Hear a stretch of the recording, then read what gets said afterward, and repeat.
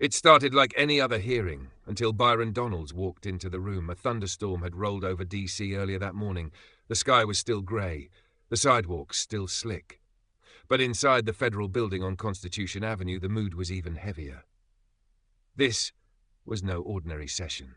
The House Oversight Committee had brought Donalds in to testify regarding alleged political overreach, a matter that, on paper, was about budgetary jurisdiction. But everyone knew the truth. This was about shutting him up. The room was packed. Reporters lined the back wall, their phones already streaming. Cameras were pointed straight at Byron's chair, but his eyes fixed straight ahead. Calm, focused, heavy. The chairwoman cleared her throat. "Congressman Donalds, please restrict your statements to the outlined parameters of the subcommittee's scope. We will not tolerate grandstanding." He leaned forward, microphone picking up every breath. "Madam Chair, I came here prepared to answer every question your committee has, but I didn't come here to be muzzled." A low murmur rippled through the room.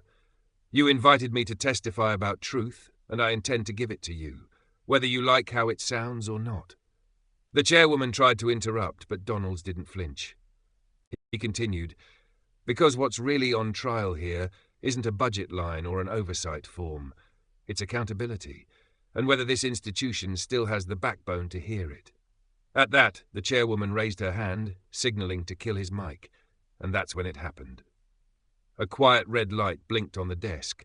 They had just tried to silence Byron Donalds mid-sentence, but the moment his microphone cut off, he didn't miss a beat.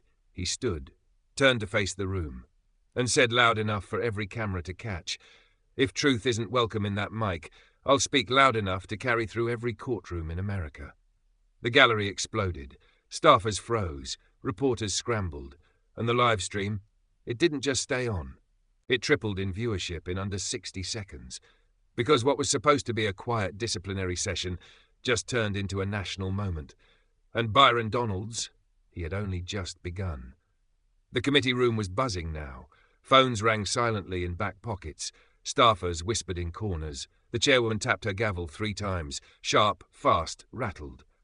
"Congressman Donalds, you are not recognized. Return to your seat and speak only when addressed." But Byron had already sat back down intentionally, calmly, and when he leaned back into the mic, now hot again, he did something no one expected. He pulled out the committee's rulebook. "Madam Chair, according to Section 3, Article 2 of this committee's procedural guidelines." He flipped a page with surgical precision. "Any witness invited to testify is entitled to 5 uninterrupted minutes for opening remarks." I was cut off at 2 minutes, 38 seconds. Boom. The air left the room like a balloon had popped. The chairwoman blinked. A whisper ran down the dais. Byron wasn't just bold, he was precise. "If this committee can't follow its own rules while claiming to defend the rule of law, then I'd suggest we're not holding a hearing. We're holding a performance." The mic caught the sound of someone audibly gulping. A junior congressman on the panel glanced at his notes, then slowly turned his phone face down. Byron continued, "I came here in good faith. I came ready to speak in facts, not fury. But if the goal of this hearing is to ambush instead of ask, then the American people deserve to see that too, and they were seeing it. In real time. On Twitter, Byron Donalds began trending. On YouTube, the stream had already surpassed 300,000 live viewers. On cable, every network cut in live, even the ones that rarely gave him airtime. Because this wasn't just political theatre. This was a man flipping the script in real time. The chairwoman tried to regain control. "You may proceed under time constraints." Byron nodded once. "Don't worry, I've been fighting from behind since I got here. I know exactly how to finish stronger than I started." And with that, he picked up where he left off, line by line. Facts, figures, receipts. And the gavel? Silent. Because sometimes the loudest thing in a courtroom isn't a shout. It's the sound of a man who won't be silenced. Byron had just finished laying out a detailed timeline, a quiet demolition of the committee's claims. No raised voice, no personal attacks, just facts that landed like bricks. But that's when Senator Alden Cresswell leaned into his mic. A career bureaucrat with a reputation for veiled insults, Cresswell's voice was slow, condescending, and calculated. "Congressman Donalds, while I appreciate your enthusiasm, Some of us are trying to conduct serious oversight. Perhaps next time you could keep your emotions in check." The room stiffened. A phrase like that, said just right, was a surgical strike. It wasn't about tone. It was about delegitimizing him, making the black conservative look like a spectacle. And everyone in the room knew it. Byron paused. He didn't blink, didn't fidget, didn't flinch. He just leaned in, voice level as stone.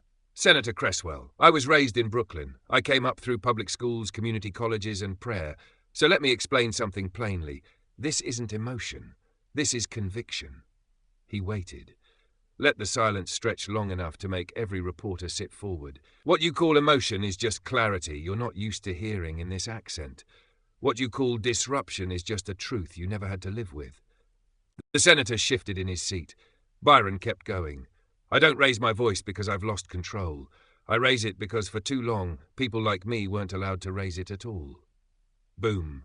The entire room froze. Not a pen scratched, not a phone buzzed. Byron sat back, still calm, still collected. And if this institution is so fragile that the sound of unapologetic honesty feels like aggression, then the real problem isn't me. It's what you've gotten too comfortable ignoring. Outside, Twitter exploded. Conviction, not emotion, Donald's unfiltered, let him speak. Cable hosts rewrote their shows mid-segment. One major anchor on a mainstream network said, "That may be the most precise dismantling of a condescending power play I've seen in my entire career." And Byron, he didn't smile, he didn't gloat, he just picked up his notes and kept reading. Because when you're built from truth, you don't need to shout. You just speak until they can't ignore you anymore. During a scheduled recess, the committee room emptied for 15 minutes. But Byron Donalds didn't head to the lounge. He stepped out into the hallway, where a swarm of reporters waited like lions at a gate, cameras rolling, microphones raised. One reporter, Lena Barrow from a leading progressive network, stepped in fast, voice sharp.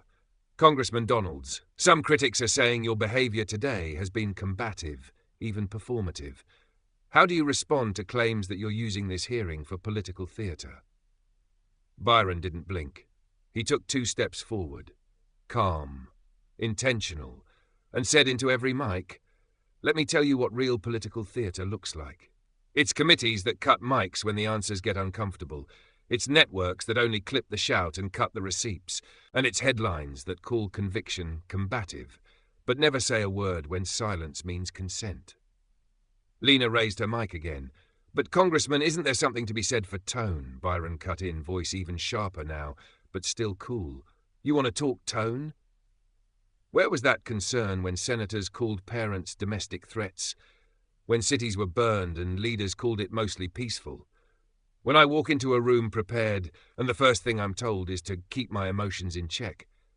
The hallway went still. "Let's not pretend this is about tone. This is about control.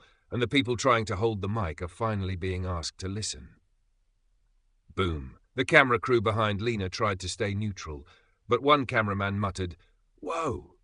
Byron turned slightly, looking past Lena to every camera watching live. "If speaking clearly, factually, and unapologetically makes me a problem, then I'm honored to be one." The video hit the internet before he even walked away. 8 million views in 45 minutes. Clipped, shared, hashtag not combative, just correct, Donalds versus spin, cut the mic, cut the truth. And the moment that sealed it, a teenage TikToker stitched the clip with this caption: "My whole life I thought politics was about arguing. Byron Donalds just showed it's about knowing what they're afraid to hear." The chamber was full again. Tighter now. Hotter. Even the air felt different, like the room knew something was about to break wide open. Byron Donalds didn't shuffle his notes. He opened a folder. Black, plain, unmarked, and slid a document onto the table. The chairwoman looked up. "Congressman Donalds, please be advised your remaining time is—" "I know how much time I've got," he said. His voice was calm, his hand steady. He lifted the first page for the mic to pick up. "This is a redacted internal memo from the Department of Administrative Oversight, sent 3 weeks before this hearing was even scheduled." Now the room shifted.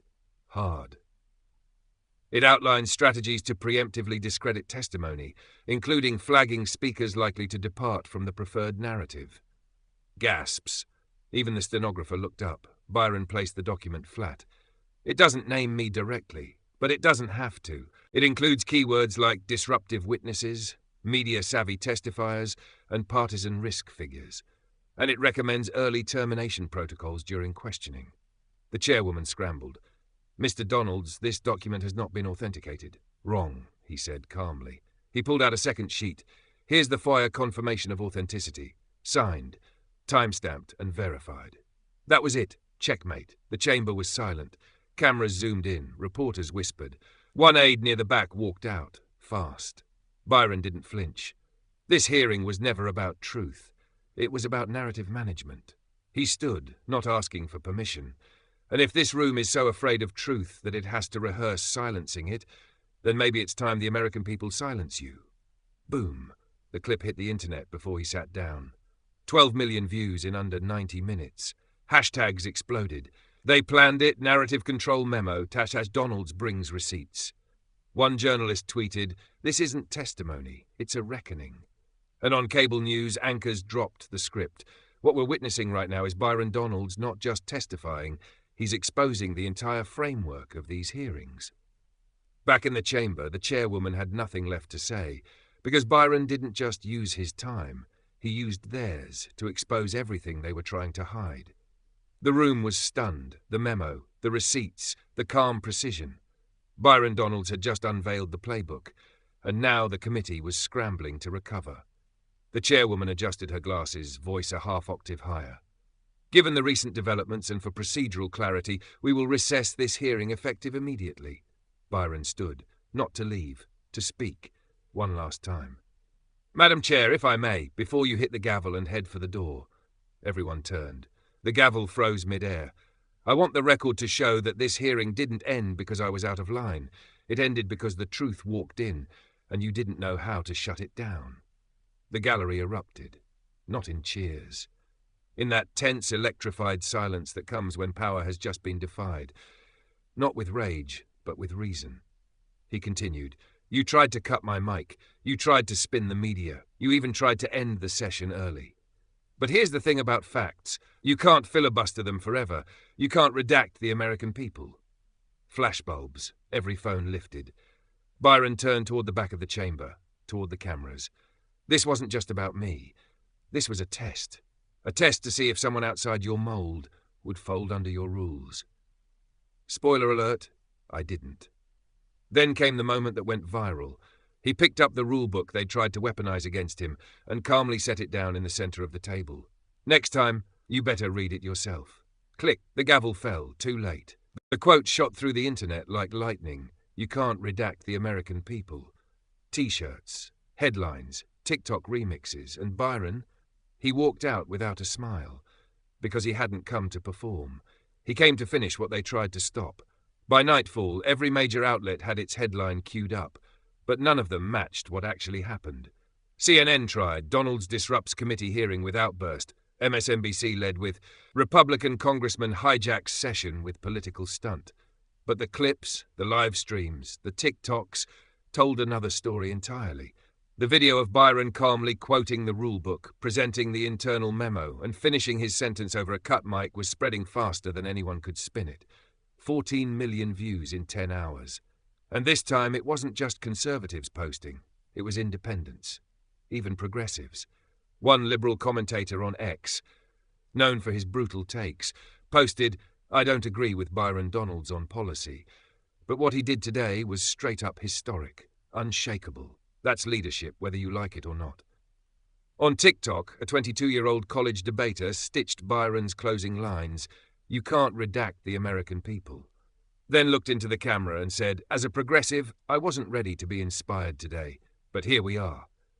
Cable anchors tried to contain it, but panelists pushed back. A roundtable on PBS hit viral status after this exchange. Host, "Was it grandstanding or substance?" Guest, "If it's grandstanding, give the man an Oscar. But I've seen grandstanding. This was surgical. This was a man who walked into a trap and blew the walls off." Even the New York Times ran a piece the next morning titled, "The Moment Byron Donalds Went from Congressman to Contender." And when asked for comment, Byron didn't tweet a victory lap. He didn't go on late-night shows. He posted one photo, the committee room, empty, his seat, vacant. Caption, I didn't raise my voice, I raised the standard. Raised the Standard began trending worldwide, because this wasn't about theatrics anymore. It was about a moment that couldn't be edited, spun, or silenced. It was truth on record. 3 days after the hearing, Byron Donalds flew back to Florida. No press tour, no entourage, no optics team, just a quiet ride back to his district. The same streets he'd walked 100 times before. But this time, they were waiting. Not with signs, not with chants, with respect. Outside the Fort Myers Community Center, a line of people had formed. Locals, teachers, veterans, small business owners, pastors, and high schoolers who'd never watched C-SPAN in their lives. A teenage boy wearing a hoodie handed Byron a folded piece of paper. He opened it. Inside, in handwriting barely more than scribbles, "Thank you for not sitting down." That's when Byron realized this wasn't about a mic. It was about a message. Inside the center, someone handed him a wireless mic, ironic given the week he'd just had, but he smiled and took it anyway. And then he spoke. "I didn't go to DC to be the loudest voice in the room. I went to be the voice that wouldn't stop just because they were uncomfortable. And I didn't say what I said to go viral. I said it because somebody needed to." He paused, looking around the room. "I said it for the kid with the question no one answers. For the parent labelled a problem for caring too much, for the small-town mayor who gets steamrolled by the system." A woman near the back wiped a tear. "I stood my ground in that chamber because I represent you, and if the truth isn't welcome in their microphones, it'll be loud in mine." Applause. Not raucous, but real. A local pastor stood up and said the words that would headline every article the next morning. "You didn't just finish your sentence, Byron. You finished ours." The next day, Byron tweeted the quote, "Nothing else." That alone reached 10 million people. Because when a leader doesn't just survive the storm, he brings the thunder back with him. Capitol Hill wasn't ready, not for the energy Byron Donalds brought back with him. Not for the headlines still echoing, and definitely not for what happened next. It started with a letter signed by over a dozen members of Congress, bipartisan, demanding that the committee release the full transcript and uncut footage of Byron's testimony. They cited public interest, procedural fairness, and something even rarer, a moment of national clarity. The chairwoman tried to delay it, tried to bury it in subcommittee protocol. But the pressure was too loud, too public, too unified. The Oversight Committee released the full video, word for word, no edits. And once America saw the whole picture, it became crystal clear. Byron wasn't grandstanding. He was speaking for every person ever told to sit down and shut up. One morning show anchor who had previously criticized him read this quote live. He came in a suit and tie, but he walked out in armor. Byron returned to Capitol Hill a week later, quiet as ever. No press, no entourage. But when he stepped into the chamber again, the difference was undeniable. Staffers stood straighter. Colleagues looked him in the eye. Even critics paused before speaking his name. And then came the moment no one expected. The committee chair requested to meet privately. No cameras, no media, just her and Byron in a small office, out of view. No one knows exactly what was said. But when Byron exited, reporters swarmed. He didn't gloat, he didn't spin. He just looked into the cameras and said, "They tried to end the conversation, but the country just picked it up and carried it forward." Boom. A viral quote. Again. But more than that. A shift. This wasn't about Byron finishing his sentence anymore. It was about a movement finishing what the system tried to silence. Because every time they tried to cut him off, he just got louder, without yelling. The House floor was silent. Every seat filled, no procedural noise, no sidebar whispers, just the kind of stillness that happens when something real is about to be said, and everyone knows it. Byron Donalds stood at the center, not behind a desk, not behind a podium. Just a man, suit pressed, voice calm, notes untouched. He took a breath. "They tried to cut my mic, tried to rush the clock, tried to label conviction as chaos." He paused. But the funny thing about truth is, you can't cut it mid-sentence. Because it doesn't stop when you tell it to. Some nodded, some just stared. "I didn't come here to fight noise with more noise. I came to remind this chamber, and this country, that clarity isn't a disruption, it's a requirement." He held up a worn copy of the Constitution, the same one he'd kept since law school. This document doesn't say you need the right accent, the right friends, or the right network to speak. It just says you need the right.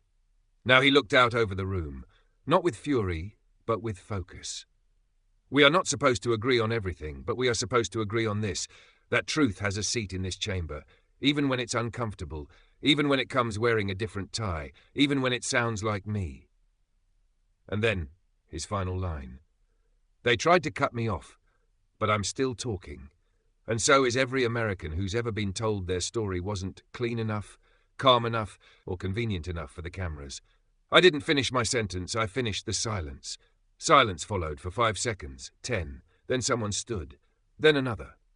Then the entire floor, left, right, staffers, aides, even those who voted against him, stood, not for a speech, for a man who refused to let his voice be filtered, and for every citizen who saw in him what they hope their country can still become.